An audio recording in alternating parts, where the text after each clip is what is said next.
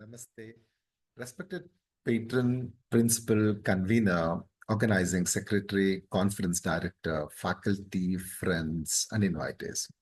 Happy to be part of this two-day multidisciplinary international virtual conference on the most important theme, Dr. B.R. Ambedkar as architect of modern India, organized by the Political Science Department of Government First Grade College at Siddhartha Layout, Mysore. So I'll be speaking on the topic, the relevance of Babasaheb Ambedkar's economic thought for today's India. All of us are aware of the fact that the government of India has laid a blueprint for India to become a developed country by 2047. And it has laid out many initiatives so that this India becoming developed country should be a holistic, should be inclusive, and sustainable. So in such a scenario, India has been now impacted by the Trump's tariff trumpet, which has created the economic unrest all over the world. And many of the organizations like WTO, WHO is in tantrums today. We do not know what their future will be. And uncertainty has become the only certainty in this today's scenario. And the government of India's initiatives for Vikasit Bharat has, of course, given us the results. Number one, India is now one of the fastest growing economy in the world. And among the emerging economies, we are the fastest economy. And we have to solve few problems in India. That is agrarian crisis. Second one is unemployment. Third one is inequality, which are predominating factors of the Indian economy right now. And these will become hurdles on the path of a Vikasit Bharat. And of course, now Trump tariff beat these issues further. So in such a scenario, if at all, if we look towards the Babasaheb Ambedkar's economic thought, then probably we will be getting a renewed strategy to solve these problems, because government of India is tirelessly looking to solve all these issues from introducing the Atmanirbhar Bharat, introducing the e-NAM, and many such strategies for agriculture development. But despite this, many of the problems in the agrarian sector have still remained. And hence, when we look towards the Babasaheb Ambedkar economic thoughts, then probably we will be getting a clear-cut idea of how exactly we can look at from the different perspective and solve the issue. Because Babasaheb Ambedkar is a pragmatic economist who is virginal and seminal. He looks the problems from the theoretical aspects, then practical aspects, and then suggests the practical remedies. Look at the case of the agriculture. So what are the major problems for Indian agriculture today? Farmers, or even some of the farmers, are also committing the suicides because they are not getting the due price for their agriculture commodities, because the raw material cost has increased, but the output, when the output comes, the price that which is getting in the market is not sufficient of what he has invested in the agriculture. So the government has to solve the issue of the farmer getting the adequate price for his product. And even today, right, despite the 77 years of India's independence, agriculture is still the backbone of Indian economy, because 44.5% of Indians in the workforce are dependent on the agriculture for their livelihood. And who is leading the growth? It is the service sector which is getting us the growth, but more number of dependency is on the agriculture. So this imbalance is the first major problem, according to me. So in case if we solve this, then many of the problems will be definitely solved. And in case if you look at this, Babasaheb Ambedkar gives you a clear-cut idea of how to solve these issues in his study in 1918, wherein he has written on the small holdings in India and their remedies. I sometimes feel Ambedkar as a prophet when it comes to looking at the problems and solving it. And, he looks at what are the reasons for the rise in the small holdings in the India, and comes to the conclusion that law of equal subdivision as the major problem. And the second one is law of inheritance. Then the third one is the peaceful carry of the nation as the major reason for the small increase in the small holdings. The major reasons for the small holdings in the India are two important things as per Dr. B.R. Ambedkar. One is law of inheritance. The second one is the peaceful career of the nation. And because of which there is an increase of the pressure of population on the land. If at all, even today also this is true, because the majority of the farmers are marginal and small farmers, but the land they're holding is just 44% of the total land, agricultural land in this country. So despite not getting the adequate price, despite the fact that the agriculture is not profitable, why is that more number of farmers are dependent on agriculture?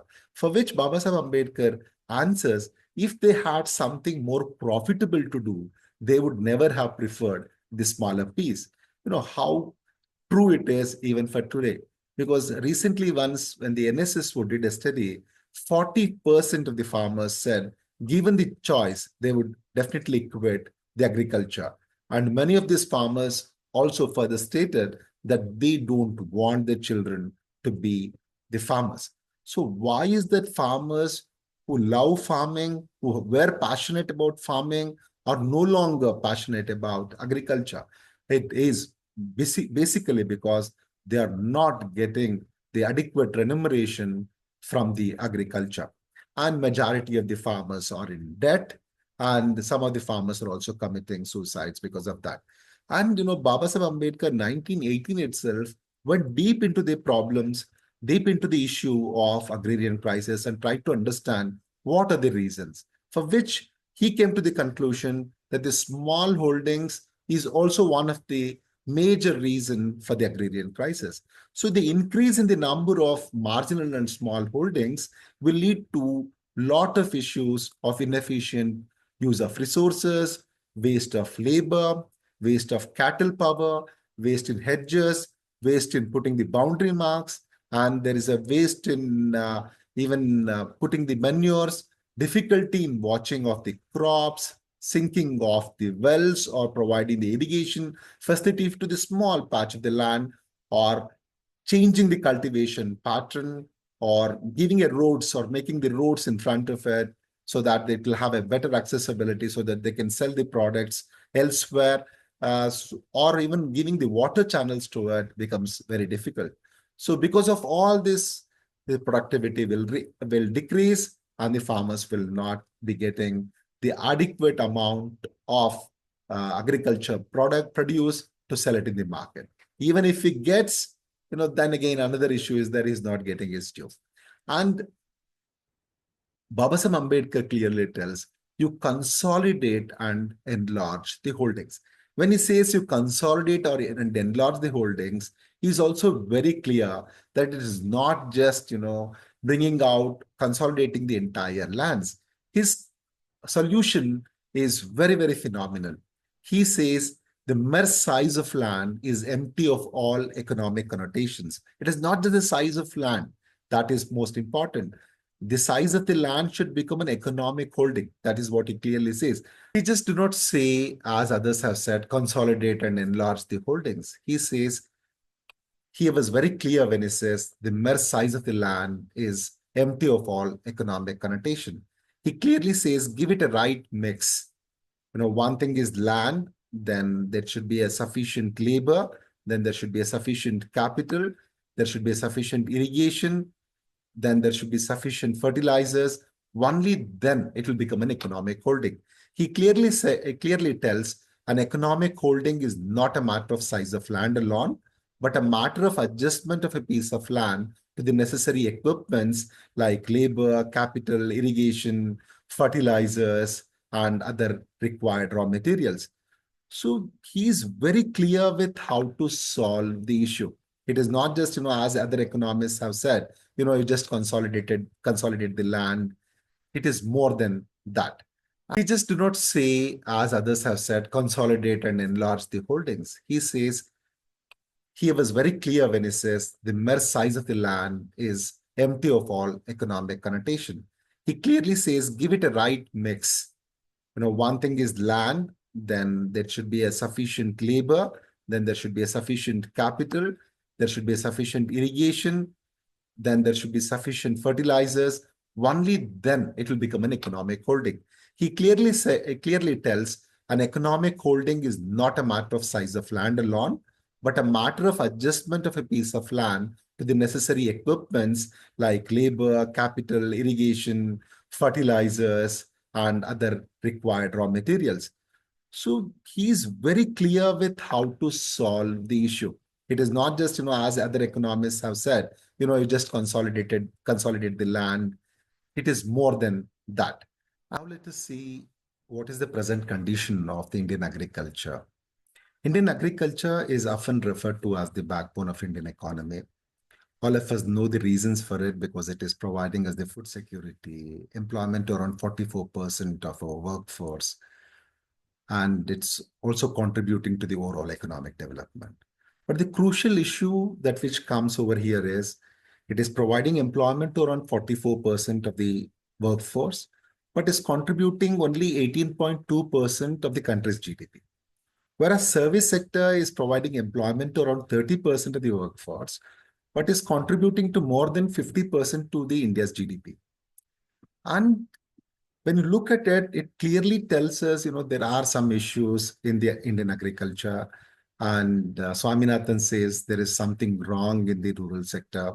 So what are these issues? Unless and until if we don't identify these issues and solve it, then, we cannot see that there will be Vikasit Bharat, which is more inclusive. What are the major issues that which India is facing today? One is even now, too much of dependence on the monsoon, soil degradation, low productivity, inadequate infrastructure, or overall decrease in the overall area of the land for the cultivation. So all these are the major issues. And along with it, the most pressing issue is the farmer is not getting the adequate or the due price for his agriculture product.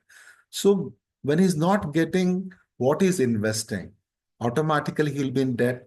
1 out of 2 farmers in India are in debt. Even the SAS report tells us the average loan outstanding of the Indian farmer is around 74,121 rupees. And total number of agriculture households which are indebted is around 50%. So whether government has not done anything, no, government definitely has done good number of things. We can name good number of projects like PM Kisan, Pradhan Mantri, Sanman Nidhi, Agriculture Infrastructure Fund, Pradhan Mantri Fasal Bima Yojana, National Mission for Sustainable Agriculture. So, and even the Mission for Natural Farming, Atmanirbhar Bharat, and this schemes goes on. But despite all this, right, despite all this, the farm sector is not completely out of the crisis. Why is that the farm sector is not completely out of the crisis? When you want to look at the problems of the farmers, then I strongly feel that we should look into the economic thoughts of Dr. B.R. Ambedkar. Then probably we will be getting as the clear-cut idea why exactly the problem persists despite the government efforts. In 1918, Babasaheb Ambedkar publishes a book as a part of his study called as Small Holdings in India and Their Remedies, in which he is trying to bring out what are the reasons for the increase in the marginal farm holdings in this country. So whereas he clearly tells us, even now it is true that he then told the real reason for the increase in the small holdings in India is the population growth and the law of the inheritance. Today, we may add the rise in nuclear families also to it. And look at this, Babasaheb Ambedkar in 1918 is clearly specifying us that one of the root cause for the farming crisis is the small holdings. So even today, right, 86% of the farmers in this country are marginal and small farmers. They control only about 47% of the total crop area. Around 14% of the medium and large farmers have 53% of the land. So the farmers who are willing to cultivate, are not having the adequate amount of land with them. So that is one major issue. The another major issue is these small farmers or the marginal landholders. faces many problems. What are the problems? During 1918 itself, Baba Sahib Ambedkar lists out what are the major problems which we will have if we have more number of small holdings. One is the waste of labor, waste of cattle power, waste in hedges or boundary marks, and we cannot it's a waste in manure, difficulty in watching of the crop, sinking of wells, change in the cultivation, then making of the roads to those lands or making of the canals for this, all becomes uneconomical. So, or because of all these reasons, the productivity will also decrease. If you ask any other economists, definitely they would have said, you consolidate the land holdings, you enlarge the land holdings. But Baba Sahib Ambedkar, after analyzing all this, comes out with a conclusion. He says, you know, it is not about the mere size of the land. Just saying that the small land is the reason for all the ills of the farmers doesn't make any sense. So he says, give the right mix of, or the economic mix for the farmer. What is the economic land holding or the economics mix of land for the farmer? One is right mix of land, that is, say, appropriate amount of land, then labor, capital, irrigation, facilities to him, good seeds to the farmers, and fertilizers. The overall basket, he calls it as an economic holdings. So economic holdings is not just a matter of the size for the Ambedkar. It is more of the matter of adjustment in the terms of the land where necessary equipments to do the effective cultivation in terms of land, in terms of labor, in terms of capital, in terms of irrigation, all goods, good seeds, fertilizers, all is required. And, Baba Sahib Ambedkar also goes a step further and tells us, you know, it is more important as the farmer should have the passion to cultivate. Despite agriculture being not profitable, why is that more number of farmers are dependent on agriculture? Baba Sahib Ambedkar 1914 has answer to this question. He clearly tells us if they had something more profitable to do, they would never have preferred this small piece and have done the agriculture. This is a very clear cut answer to all those who ask, why despite unprofitable farmers are dependent on agriculture. NSSO report also tells us today that 40% of the farmers given the choice would quit agriculture, and many of the farmers don't want the children to continue the agriculture. With reference to Baba Sahib Ambedkar's relevance of fiscal policy initiatives, with reference to the tax, he was for the good principles of taxation. So he was for the increase in the tax base. Even now we are speaking, taxes should be less and tax base should be increased. Baba Sahib Ambedkar told it long back. And moreover, he always, he said he blamed the British government because they lacked the political will to attain the economic and efficient administration. Any government, even now, at the present juncture also, if at all, if we cannot increase the tax base and decrease the tax rates, then also it is because of the lack of efficient economic and efficient administration. And look at the farsightedness of Baba Sahib Ambedkar. He was very clear that land revenue should be considered as one of the important source for the state governments. Even now, we are not considering it to that extent. But he was very clear with one aspect that, small and marginal farmers, then he was speaking of the small farmers should not be taxed. But whereas for the rich farmers who gets the income from the agriculture should be taxed. But even now, due to political reasons, we are unable to tax the rich farmers who are getting the exemption in the Income Tax Act. I can just quote the People Research on India's consumer economy or RISE the 360-degree survey. They clearly tells about that 5 million wealthy farmers are earning about 25 lakhs annually. About 25 lakhs annually. That's around two-thirds of their income is coming from the agriculture and rest from the non-farm activities. So this group is constituting around 8% of the farming population, which controls 28% of the sector's income. So this ICE 360-degree survey also clearly tells us if we tax this wealthiest 5% of the farmers at the moderate rate of 30%, that's the highest tax slab at present, it could generate around 30,000 crores annually. This is what Baba Sahib Ambedkar told long back, that the rich farmers who are getting the income from the agriculture should also be taxed. That ICE 360-degree survey is also telling us the same thing about the Indian economy today, that the rich farmers, in case if they are taxed 30%, only 5% of the total 5 million farmers, which constitutes around 8% of the farmers, yet if if their agriculture income is taxed at 30%, then we will be getting around 30,000 crores annually, which can definitely be used for the rural infrastructure, agricultural innovation, or targeted subsidies for the small and marginal farmers. That is where I see Baba Sahib Ambedkar's contribution relevance even today. So tax on rich, and reduce the taxes on the middle class, reduce the taxes on the poor, and if there is no tax on the poor also, that makes a good governance, that makes a sound financial system. So this is what Baba Sahib Ambedkar believed in. And with reference to the public expenditure, Baba Sahib Ambedkar, with reference to the British government, he was very clear, and he was telling, the alien government cannot be expected to do the good for the people. But the independent when we get the independence, the government should look into the masses' pains, its desires, its aspirations. So then it should do the public expenditure. Look at the farsightedness when Baba Sahib Ambedkar tells, today, the masses' aspirations, desires is to have a very good education, skill education, have a good health, get the good jobs. Probably the public expenditure should be mooted towards this direction.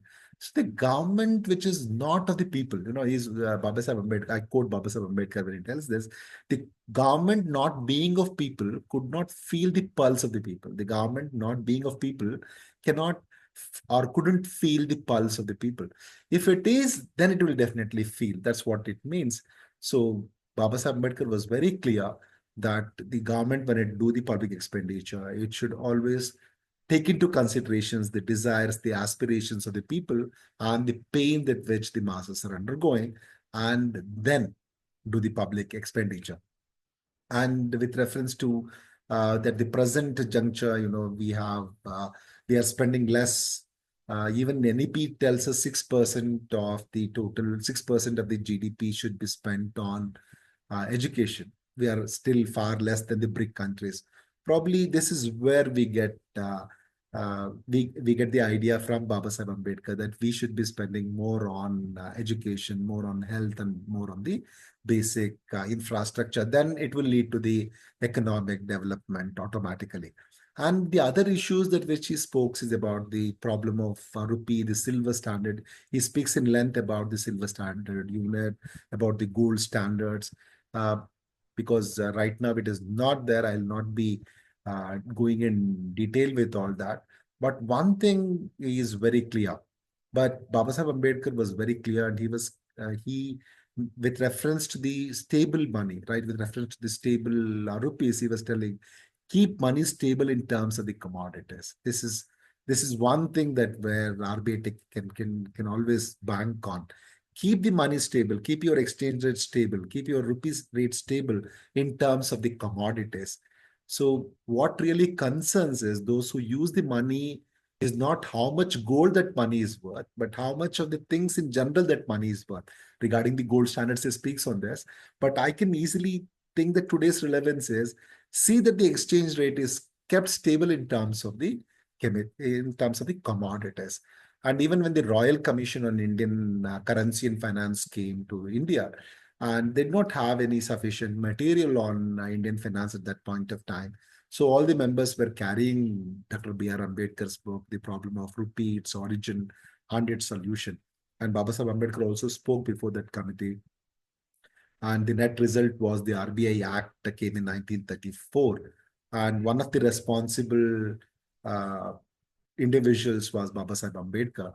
And probably this the uh, right thing that what RBI can do and what the government can think is even printing Baba Sahib Ambedkar's picture on uh, notes along with Gandhi or any other national leaders. But most important thing is Baba Sahib Ambedkar contributed a lot for the Indian fiscal policy, for the establishment of the RBI, and hence, he deserves to be there on the Indian rupees. Also, it is actually not. It is a tribute that which we can uh, give it to Baba Sahib, because he has done so much for the public finance. He has done so much for the Indian economic development. Ambedkar was responsible for the establishment of the RBI. And hence, it uh, makes sense that if we print Baba Sahib Ambedkar's photo on the Indian rupee, it will be a true tribute for the great person who did so much for the welfare and empowerment of the masses in this country. And another important contribution by the Baba Sahib Ambedkar is his role in establishing the Damodar Valley, Hirakud Valley, Sone River Valley project. All this, as a planning cabinet member in charge of labor, water, and electric power policy during the 1942-46, he sanctioned all these projects.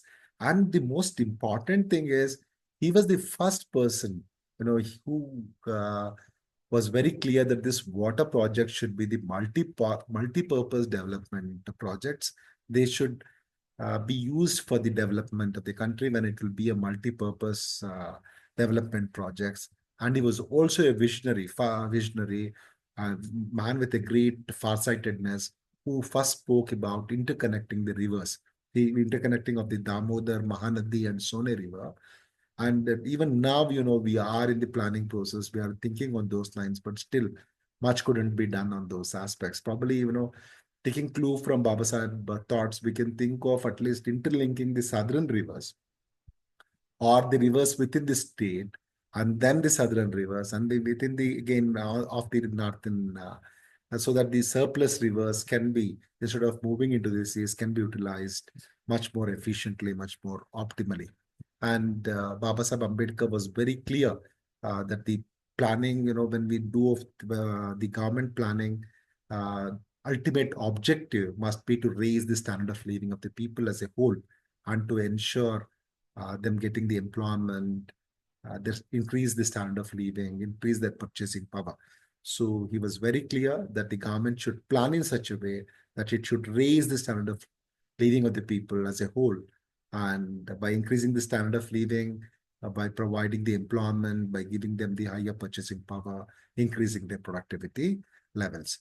And the other important aspect is, he was always against other important relevance of Baba Sahib Ambedkar is, he was against the monopoly in every form, because he knew monopoly would lead to exploitation, and it extracts work at the lower wages, and creates artificial scarcities. So Baba Sahib was very clear, and he was always against the exploitation of the working class. And he was always for the masses. He was always for the masses empowerment. And even with reference to the inequality, right? Even with reference to the inequality, also Baba Sahib Ambedkar was very clear, there should be the economic equality. Today, one of the problem is inequality, because top 10% of them is having more than 30% of the income with them, and the bottom 50% is having less than 10% of the income with them. So taking all this glaring inequalities into consideration, probably we should take clue from Baba Sahib Ambedkar economic thoughts, and try to bring in more equality in the country by adopting his fiscal economic policies. Yeah, with reference to the economics, Baba Sahib Ambedkar was not worried about the technical aspects of economics, but he was more worried about the policy-oriented economics. So he studied the theory, but was more concentrative on the policy orientation of it. So his message is, read the theory, but read the contemporary economics literature as well, and look at the application part of it. And he has a great message to all of us. It's a great message to all of us with reference to how much money we should have. So he tells us, money is required for something, and it is the purpose for which money is loved. We'll endow it with credit or cover it with shame. Probably if we understand it, then, we'll not be greedy, we'll not be corrupt. So Baba Sahib Ambedkar was very clear when he tells us, money is required for something. Yes, we need it to purchase the house, we need it for the daily transaction. Yes, we require. But it is for the purpose to which the money is loved. Why do I love this money? Why do I'm just earning more and more money? That matters. So today, all of us are very materialistic and greedy to acquire more and more money. Probably, if we just uh, look at the views of Baba Sahib Ambedkar on what is the purpose for which you are getting the money, then probably all of us will not run behind or be greedy running behind the money. We have seen that many of them have amassed the huge amount of wealth through the corrupt practices wherein the 50 or 60 generations uh, could lead the life, but which is not required. So Baba Sahib Ambedkar clearly tells us, money is required for something, and it is the purpose for which money is loved will endow it with the credit or cover it with the shame. So for what purpose are you amassing the wealth? Yes, fine, I had to lead my life comfortably. Yes, it is okay. But beyond that, why are you amassing the wealth? So in case if you're amassing the wealth without a purpose, so then you will be have to face the shame in the society. So if it is for this social cause, you have amaze the wealth or amaze the money, that it will give you lot of credit, it will give you lot of love from the society also, it will earn you a lot of respects. So this is the message that which Baba Sahib Ambedkar gives us. So the purpose for which you are acquiring or amazing the wealth matters. So if all of us will understand this, then probably we will try to be ethical in our life and do good for the society. So with these words of Baba Sahib Ambedkar, let us take the lessons of for what we will be acquiring more money. Sightedness of the Baba Sahib Ambedkar in terms of agriculture sector reforms, in terms of the fiscal sector reforms, in terms of the labor reforms are relevant even today also. Probably if the government introduce all these reforms in toto, then probably India will move much forward in attaining and becoming the Vikasit Bharat within 2047.